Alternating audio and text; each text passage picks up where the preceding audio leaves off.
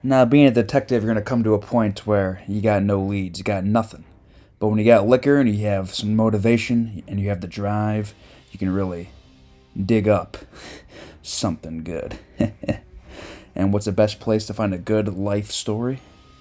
Well, a place where there is no life.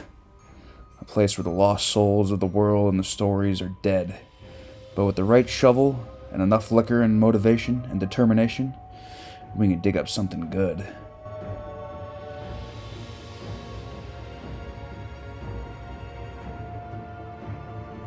All right, Alex. Well, today in the horror gallery, we're checking out the Night Gallery. What? What do you know about the Night Gallery? Do you know anything? Besides, it's Rod Serling's second show as a host that I didn't even know existed until this past year or past month.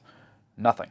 Yeah, I didn't even know this existed until kind of getting stuff together for this series. And now that I've done a little bit of research, what I do know is that not only is it his second time hosting a series after Twilight Zone, he created this series after the Twilight Zone, in conjunction with some other people.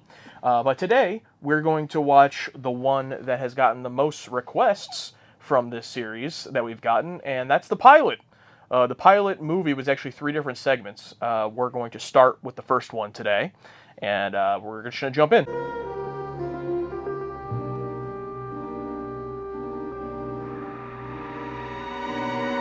Interesting to think they probably actually commissioned someone to draw all this. Do you think that's just for the actors for this specific episode? Or this specific segment? It's probably the whole pilot, I would imagine. I'm pretty sure this was released as a 90-minute pilot movie and then got picked up. Oh. Written by Rod Serling? Okay, there you go. I wrote it. Good evening. They tried. Our initial offering, a small Gothic item. This one we call simply the cemetery. Oh, this is weird. Ladies and gentlemen, this is the Night Gallery. Oh, I wanted to see the picture. yeah, I thought that was going to be interesting. Maybe they'll show it at the end. Yeah, you ever see Creepshow? How the Creepshow will show like a panel from the comic and then it like zooms in. I have not seen a lot of Creepshow, but I have seen a little bit. Boris Sagal. Seagal? Steven Seagal? His father? Oh, there it is. Anything more you need, Mr. Hendricks? You ever see the Friday the 13th where the one guy like becomes like possessed and like eats something in like the morgue room? Don't think so, no. Because it kind of looks like that guy, but I'm not sure. Someone knows what I'm talking about.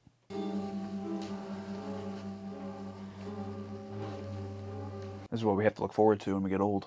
We'll be in a, surrogates Wall-E type device. Or just dead. Yeah, or that. I'm already digging the score, though. I'm like Very ominous, yeah. And I'm liking that they're not, it's not too heavy on dialogue. Just lets you sit in the atmosphere. You didn't know there was a nephew in the woodwork, did you, Portafoy? Nor did your uncle, sir. When did my uncle paint that one? Just before his last stroke, sir. So he basically just heard he was going to die, so he came out of the woodwork and he's like, hey. Why didn't you say what you're thinking, Portafoy?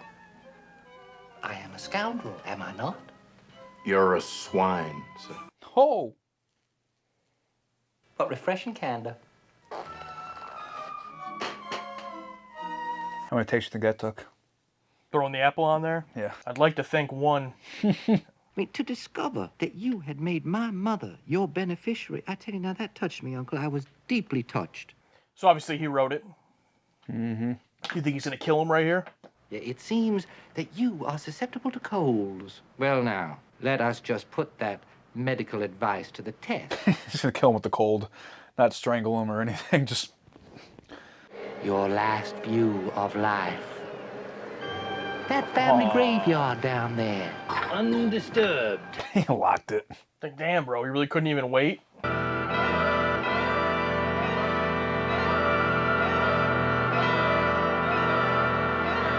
Can you imagine being that old and frail?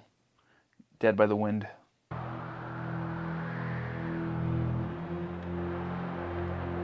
When was this made? The 70s? Yeah, I don't have it anymore, but yeah, it had to have been the 70s. I can tell by that 70s zoom. Yeah. Mr. Hendricks has passed on. Oh, All right, so what do you think this guy's going to do to him from beyond the grave? my guess is it's something where like this old painter guy is cursed and they don't want this to pass along to his family, and then it does, and it's going to ruin this guy's life. There is a small stipend mentioned in the will for you. $80 a month for as long as you shall live. $80. I mean, they can't be a lot even back then. No, no. Well, that's all. Odd, sir? Look at this. Look at what, sir? The picture, the painting, stupid. I don't understand. Look, haven't you got eyes? Can't you see? Now that has been altered. Oh. Ooh. I see nothing wrong, sir.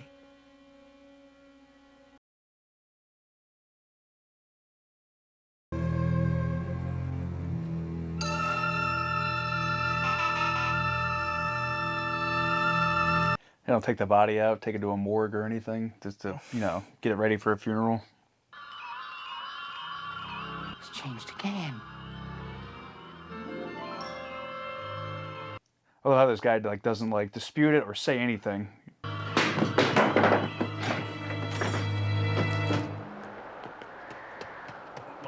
I did not see this coming. Just destroys it.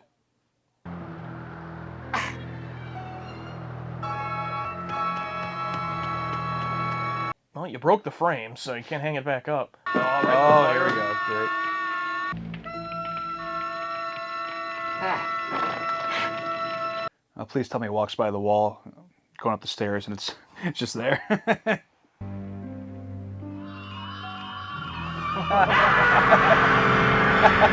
Oh! And where's Portafoy when that happened? Had he already left? Or he's just standing there watching. Yeah, he's still just... did you look at the painting like I told you? Yes, sir. It's hanging there as usual.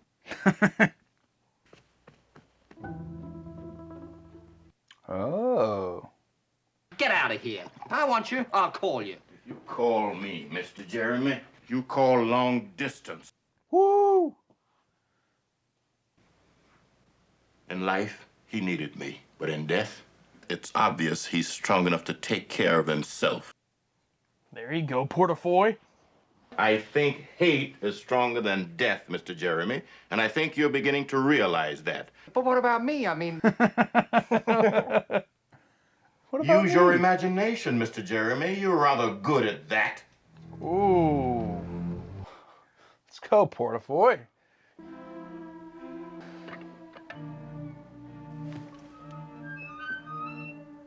Portafoy. It's like, I would not want to sleep in the bed. Like, maybe he got a new one, but I don't think so. Are you kidding me? They just left his body there the first night. Of course he didn't get a new bed. Portafoy. Oh, shit. That was a great reveal. That was.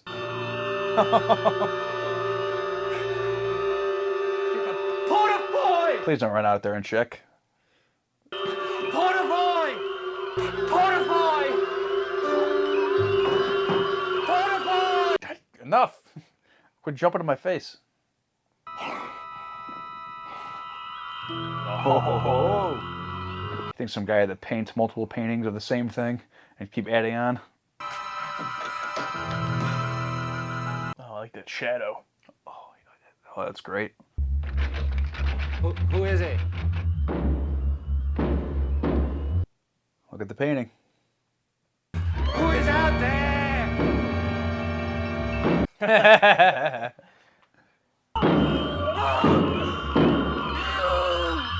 don't belong here! You belong in the ground! In the grave, you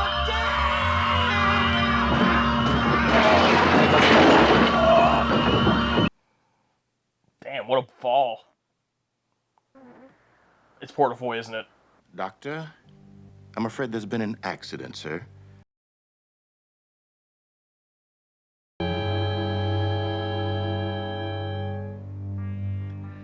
Now you're buried for eternity next to the uncle you killed. So So I think a long vacation. It's like, does it just go to him by default? 15 paintings at $500 apiece. Indeed. Thank you. You do have an uncanny knack of imitating other people's style. Wow. What if the nephew hadn't broken his neck?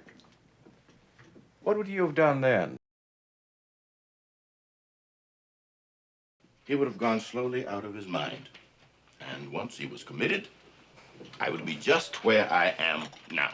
He was planning to torture him. Good night, Gibbons. Good night, Portafoy. Mr. Portafoy.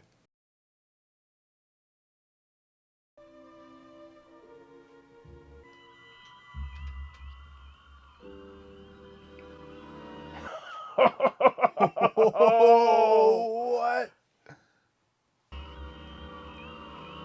Oh, it's just changing instantly. Wait, it's moving.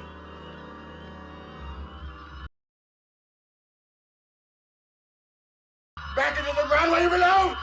Back! Back, Jim. Back, Jim.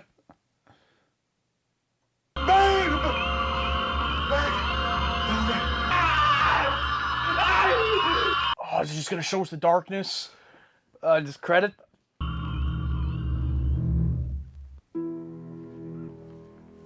Ogier Dart number 2. Wow. Damn, no outro or anything. He just goes, Yeah, moves right on. Next. Wow. That was dude. fantastic. Yeah. Holy shit. I was like so curious because I'm like, man, they're like hanging on this reveal a long time. Like after he tells us, this guy painted him, I'm like, this is like taking a while here. Right. For that second twist, I did not see that coming because, I loved the fact that it was like that initial twist was, not supernatural. Like Yeah. it could have been purely just, a trick, which I always love stuff like that. But then it flips it at the end. But then it's like, it still keeps you hanging because you don't see Jeremy there. It's like, is he just going crazy or did he just go crazy? Yes, or... it doesn't tell you. That's wonderful. Yeah. It's like, oh, is it actually something supernatural here with this Hendrix guy? Or, like you said, did he just end up going mad? Is it the Hendrix, like, playing revenge for, like, oh, you were just waiting until I died? But, oh, that was great. The score was fantastic. This 1969, 70s, like, snap zooms and zoom outs. No, the direction was great too. Boris Segal. The score was so weird. Like, just these weird little noises in your ear the entire time. It's especially with the fire. Just, it's like when he burns the first painting. And I just love the reveal. 15, what was it like? Oh, like 15 paintings of the same. Yeah, like $500. They even asked you. It's like, oh, do you think they actually paid someone to like paint the same thing over and over again? And they answered the question in the show. Oh yeah, what an opener. Because I had a thought that maybe Portafoy was painting them himself, and maybe Hendrix had taught him, how to paint throughout the years of serving him. Mm-hmm. But either way, it's the same result. Whether it's him painting or he paid someone, same thing. But while I had a thought of it, there was nothing throughout the episode that made it too obvious or made it like, oh, obviously Portafoy's in on it or he knows. He played it coy enough and kind of back and forth to where it kind of kept it to where you couldn't really confirm or guess it too clearly. The guy who played Jeremy, I thought was like he wasn't the best, but the story itself is kind of what carried it. Yeah, it sucks having a main character that's not a likable person or good at it, and that's your through line. It's like, yeah. But boy, it was just like in your face too, or just like opens the door. It's like, oh yeah, and it built. My favorite thing about the whole episode was the atmosphere. Like it built the atmosphere of like you don't know what's going on, you don't know what's real, what's not. Mm-hmm. All the close-ups, all the zooms. Probably my favorite shot of the whole episode was Hendrix, the old man in the window, and the zoom outs, like showing him in the window, and then zooms out to the whole estate, into the graveyard, into the cemetery. Oh yeah. Yeah, great stuff all around. Just like felt very cinematic for a TV show, which Twilight Zone had that feel a lot too, and those good episodes. But this one's in color. I was wondering how that would play into it. I didn't really feel like it took away or added compared to what Twilight Zone. I felt it was just as good in terms of. I don't know how much that actually matters. There's a certain word that comes to mind. Execution, and I felt this was executed very well. Yeah, back to Portafoy. Like, yeah, I just loved how his character played off. Like, well, don't you see the painting? It's like, Yeah, the painting's always been there. Or just sometimes just not answering, and you're like how far is he into this? Is he react like the way he was reacting made you wonder, is any of this real, or is he in on it? And it didn't tell you, because I love that how he didn't react to it, or how he didn't go, oh yeah, it is different, because then what do you do? What do you do at that point? What else? Set design, everything looked so great. You brought up that dragon shadow. I love that as well. Minimal, just 3 or 4 characters. Yeah, all in this one location, and yeah, great set design, absolutely. And the whole thing was just like, honestly, pretty flawless. I mean, except for not being in love with the main character actor's performance, but it does build. He's so unlikable that it does build up to you're waiting for his comeuppance, and he does. Obviously, it was probably a stunt double, but man, that bump down the stairs was great. Yeah, stunt double still had to take that, fall down the stairs correctly. There was something else I was going to bring up. I love moving painting type things, moving painting horror. I've seen a few of them. The most recent one that comes to example is actually Playtest, the episode of Black Mirror. Oh yeah. He's in the haunted house and the painting starts moving when he's not looking at it. I'm like, I love little things like that. And I love the ending too, where he's watching the painting move, and you're wondering is it moving in real time for him? Is he looking back at what's real and what's not? And I just love. It reminded me of that. Isn't that an Edgar Allan Poe story where it's it's like the monkey's paw, where you wish something back to death, but you nenever see what's on the other side of the door. In this, the door opens, but we don't see it. And I just love that ambiguous ending. It kind of reminded me of that, where it's is actually what's his name, Ben? Jeremy? Yeah, or Jeremy. Is Jeremy actually dead on the other side of the door? We don't know. And I love that we don't.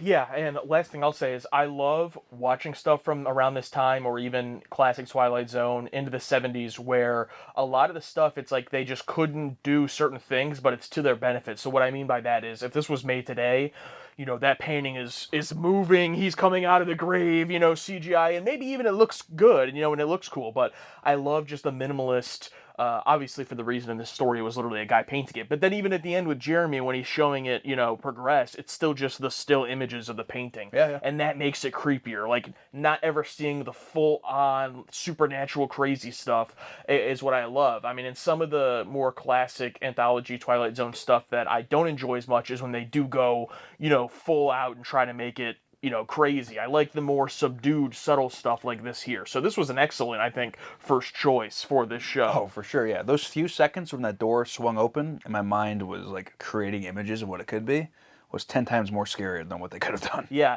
it could have been a really cool, gross out ending if it opened and it was a zombie version of him with but they would have had to done it really well, Yeah. It could have been a cool result, but I'm totally satisfied with what they ended with, just in the darkness. I love the non-answer because it creates more questions of what it was. Because if it was a zombie, it's a zombie. Yeah, and it definitely leans into the supernatural. There's nothing that would lead us to believe that Portafoy would just go crazy for no reason. So it leans into, it's probably the supernatural ending it's hinting at, but just the little you don't know. But he was also repeating the exact same thing Jeremy was saying. Go back, you belong on the ground, saying the same thing. I'm like, huh, so is it a little more super? Yeah. And like he said earlier, he believes, hate is stronger than death. So if he thinks Jeremy would hate him, it might go into that. So yeah, great stuff. And also, this is just a stupid thing, but I love how the guy just asks him, what would you have done if he hadn't have broke his neck? And he's like, well, he would have gone mad. Because, the audience would ask that question. Well, what do you have done if... So just the fact that they took, 1 minute to answer that, I'm like, oh, that's just a weird thing to put in there. They answered that, and they answered the multiple paintings. It's I wonder if Rod, experiences on Twilight Zone of people asking questions. He was all right, he wrote this, so he just wrote all the questions that people would ask. Well, because of this, that's why. Yeah, exactly. Yeah, great stuff. All right, well, we're going to check out the second segment next, so make sure to join us back for that one. Well, it's about time they found something good. But with something that's good, comes something absolutely terrible. Good luck.